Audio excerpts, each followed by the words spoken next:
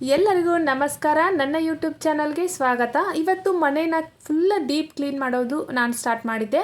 ಆ ಟೈಮಲ್ಲಿ ನನ್ನ ಕಾಲಿಗೆ ಏಟಾದಾಗ ನನ್ನ ಮಕ್ಕಳು ನನ್ನ ಯಾವ ಥರ ನೋಡಿಕೊಂಡ್ರು, ಹಾಗೆ ನಾನು ಕ್ಲೀನ್ ಮಾಡಬೇಕಾದ್ರೆ ನನ್ನ ಮಕ್ಕಳು ನನಗೆ ಯಾವ ಥರ ಸಪೋರ್ಟ್ ಮಾಡ್ತಾರೆ. ಇವತ್ತು ನಾನು ನನ್ನ ಮಕ್ಕಳು ಯಾವ ಥರ ಮನೇನ ಕ್ಲೀನ್ ಮಾಡಿದ್ವಿ ಅಂತ ಫುಲ್ಲಾಗಿ ವೀಡಿಯೋನ ಹಾಕಿದ್ದೀನಿ. ಎಲ್ಲ ಸ್ಕಿಪ್ ಮಾಡಿದೆ, ವೀಡಿಯೋನ ನೋಡಿ. ಇದು ಬಂದ್ಬಿಟ್ಟು ಸಾಟರ್ಡೇ ಬ್ಲಾಗ್ ಆಗಿದೆ. ಹಾಗೆ ಮಾರ್ನಿಂಗ್ 10:30 ಅಷ್ಟೊತ್ತಿಗೆ ನಾನು ಕಿಚನ್ನ ಕ್ಲೀನ್ ಮಾಡೋಣ, ಏನು ತುಂಬ ಟೈಮ್ ತೊಗೊಳ್ಳಲ್ಲ, ಬೇಗ ಆಗಿಬಿಡತ್ತೆ ಅಂತ ಹೇಳ್ಬಿಟ್ಟು ಕಿಚನ್ನ ಕ್ಲೀನ್ ಮಾಡೋದಕ್ಕೆ ಸ್ಟಾರ್ಟ್ ಮಾಡಿದೆ.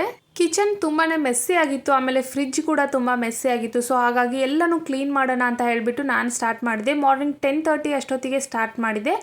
ನಾನು ಬೇಗ ಆಗಿಬಿಡುತ್ತೆ, ಏನು ತುಂಬ ಹೊತ್ತಾಗಲ್ಲ, ಬೇಗ ಫಾಸ್ಟಾಗಿ ಮಾಡಿಬಿಟ್ರೆ ಆಯಿತು, ಖಾಲಿ ಆಗಿಬಿಡುತ್ತೆ, ಬೇಗ ಎಲ್ಲ ಕ್ಲೀನ್ ಆಗುತ್ತೆ ಅಂತ ಅಂದ್ಕೊಂಡೆ. ಬಟ್ ಟೈಮ್ ಎಷ್ಟು ಆಯಿತು ಅಂದರೆ ಮಾರ್ನಿಂಗ್ 10:30ಇಂದ ರಾತ್ರಿ 9:30ವರೆಗೂ ಕೆಲಸ ಆಯಿತು ನನಗೆ. ಈ ಥರ ಕಿಚನ್ ಎಲ್ಲ ಕ್ಲೀನ್ ಮಾಡಬೇಕಾದ್ರೆ ಯಾರಿಗೆ ಫ್ರೆಂಡ್ಸು ಅಥವಾ ಅಮ್ಮ ಅಪ್ಪ ಯಾರಿಗಾದ್ರೂ ಫೋನ್ ಮಾಡಿಕೊಂಡು ಮಾತಾಡಿಕೊಂಡು ಕ್ಲೀನ್ ಮಾಡಿದರೆ ತುಂಬ ಫಾಸ್ಟಾಗಿ ಕ್ಲೀನ್ ಆಗುತ್ತೆ. ಬಟ್ ನನಗೆ ಅಮ್ಮನಿಗೆ ಫೋನ್ ಮಾಡಬೇಕಂದ್ರೆ ಅಮ್ಮ ಇಲ್ಲ, ಯಾರಿಗಾದ್ರೂ ಫ್ರೆಂಡ್ಸಿಗೆ ಫೋನ್ ಮಾಡೋಣ ಅಂತಂದರೆ ಎಲ್ಲ ಫ್ರೆಂಡ್ಸು ಬ್ಯುಸಿ. ಸೊ ಹಾಗಾಗಿ ಯಾಕೋ ಬೇಜಾರಾಗ್ಬಿಡ್ತು, ಯಾರೂ ಇಲ್ಲಲ್ಲ, ನನಗೊಬ್ಬರು ಅಕ್ಕ ತಂಗಿ ಕೂಡ ಇಲ್ಲಲ್ಲ ಅಂತ ಹೇಳ್ಬಿಟ್ಟು ಬೇಜಾರಲ್ಲಿ ಹಂಗೆ ಕ್ಲೀನ್ ಮಾಡ್ತಾ ಇದ್ದೆ ಒಬ್ಬಳೇ. ಪುನೀತ್ ಸರ್ ಸಾಂಗ್ಗೆ ಫುಲ್ಲಾಗಿ ವ್ಯಾಲ್ಯೂಮ್ನ ಇಟ್ಕೊಂಡು ನಾನು ಸಾಂಗ್ ಕೇಳ್ತಾ ನಾನಿಲ್ಲಿ ಕೆಲಸ ಮಾಡ್ತಾ ಇದ್ದೆ.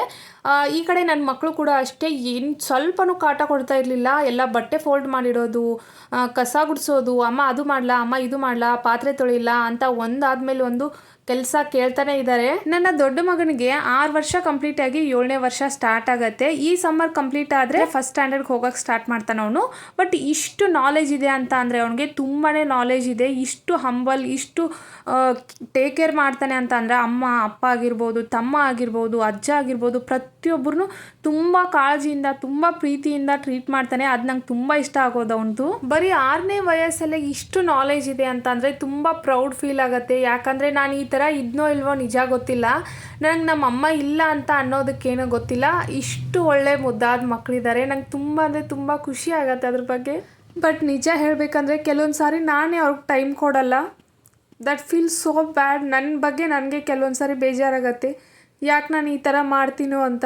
ಬಟ್ ಈ ವರ್ಷ 2026ಅಲ್ಲಿ ನಾನು ಡಿಸೈಡ್ ಆಗಿಬಿಟ್ಟಿದ್ದೀನಿ, ನನ್ನ ಇಬ್ಬರು ಮಕ್ಕಳಿಗೂ ತುಂಬ ಟೈಮ್ ಕೊಡಬೇಕು ಅಂತ. ಬಟ್ ಯಾಕೋ ಗೊತ್ತಿಲ್ಲ, ಹೇಳ್ತಾ ಹೇಳ್ತಾ ತುಂಬ ಮನಸ್ಸು ಭಾರ ಅನ್ನಿಸ್ಬಿಡ್ತು ನನಗೆ.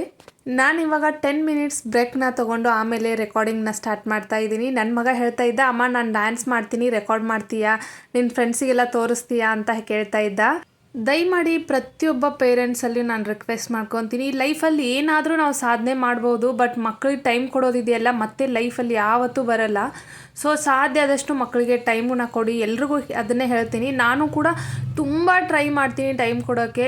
ಇಷ್ಟೊತ್ತಿಗಾಗಲೇ ನನ್ನ ಪಾತ್ರೆ ತೊಳೆಯೋಷ್ಟರಲ್ಲಿ ಸಾಯಂಕಾಲ 6:15 ಆಗಿತ್ತು. ನಾನಿವಾಗ ಪಾತ್ರೆನ ಎತ್ತಿಡೋ ಟೈಮಲ್ಲಿ ದೇವ್ರ ಗಂಟೆ ಇರತ್ತಲ್ಲ, ಅದು ಕಾಲ ಮೇಲೆ ಬಿದ್ದೋಯ್ತು, ಹೆಬ್ಬೆ ಮೇಲೆ ಬಿದ್ದು ಬ್ಲೀಡಿಂಗ್ ಸ್ಟಾರ್ಟ್ ಆಯಿತು. ಸೊ ಆ ಟೈಮಲ್ಲಿ ನನ್ನ ಮಕ್ಕಳು ಇಬ್ಬರು ನೋಡಿ ನನ್ನ ಯಾವ ಥರ ಟ್ರೀಟ್ ಮಾಡಿದ್ವಿ ಅಂದರೆ, ಅಮ್ಮ ಏನಾಯಿತು, ತುಂಬ ಏಟಾಯಿತು ಅಂತ ಹೆದರ್ಕೊಂಡು, ಅಮ್ಮ ನೀರು ಕುಡಿ, ಹೋಗು ನೀನು ನೀರು ಕುಡಿ ಅಂತ ನೀರು ಕೊಟ್ಟರು ಕೈಲಿ. ಆಮೇಲೆ ಐಸ್ನ ತೊಗೊಂಡು ಬಂದು ಕಾಲಿಗೆ ಹಚ್ತಾ ಇದ್ದಾರೆ. ಅಮ್ಮ ಕೂತ್ಕೋಬಾ, ಅಮ್ಮ ನೀನು ಕೂತ್ಕೋ ಅಂತ ಹೇಳ್ಬಿಟ್ಟು ಫ್ಯಾನ್ ಹಚ್ಚೋದು, ನೀರು ತಂದ್ಕೊಡೋದು, ಕಾಲನ್ನು ಸಾಫ್ಟಾಗಿ ಟಚ್ ಮಾಡೋದು. ಅಮ್ಮ ಗಾಯ ಹೋಗುತ್ತೆ, ಏನಾಗಲ್ಲ, ಹೆದರ್ಕೋಬೇಡ ನೀನು ಅಂತ ಐಸನ್ನು ಕಾಲಿಗೆ ಹಚ್ಚೋದು, ಈ ಥರ ಎಲ್ಲ ಮಾಡ್ತಾಯಿದ್ರೆ ಎಷ್ಟು ಭಾವುಕರಾಗ್ಬಿಡ್ತೀವಿ ನಾವು. ಅವ್ರ ತಮ್ಮನ್ನ ಒಂದು ಹತ್ರ ಕೂಡಿಸಿ, ನೀನು ಕೂತ್ಕೊಂಡು ನೀನು ನಾನು ಕೆಲಸ ಮಾಡ್ತೀನಿ ಅಂತ ನೆಲ ಒರೆಸ್ತಾ ಇದ್ದಾನೆ. ಅವ್ನು ಕ್ಲೀನಾಗಿ ಮಾಡ್ತಾನೋ ಅಥವಾ ಇಲ್ವೋ ಅದು ಬೇರೆ, ಬಟ್ ಅದು ಮಾಡಬೇಕು ಅನ್ನೋಂಥ ಭಾವನೆ ಇದೆಯಲ್ಲ, ಅದು ತುಂಬ ದೊಡ್ಡದು.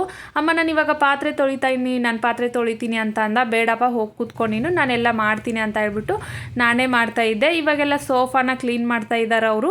ನಾನು ಈ ಕಡೆ ಮಿಕ್ಕಿರೋ ಎಲ್ಲ ಕಸ ಗುಡಿಸ್ಕೊಂಡು ನೆಲ ಒರೆಸ್ಕೊಂಡು ಮತ್ತೆ ಇವಾಗ ಹೋಗಿ ಸ್ನಾನ ಮುಗಿಸ್ಕೊಂಡು ಬರೋದಕ್ಕೆ ಅಂತ ಸ್ನಾನಕ್ಕೆ ಹೋದೆ ನಾನು.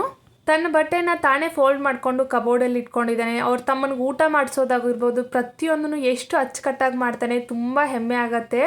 ಇವಾಗ ಎಲ್ಲ ಕಿಚನ್ ಕ್ಲೀನಿಂಗ್ ಕೆಲಸ ಮುಗೀತು. ಇವಾಗ ಬಿಸಿ ಅನ್ನಕ್ಕಂತ ಇಟ್ಬಿಟ್ಟು ನಾನು ಸ್ನಾನಕ್ಕೆ ಹೋಗಿದ್ದೆ.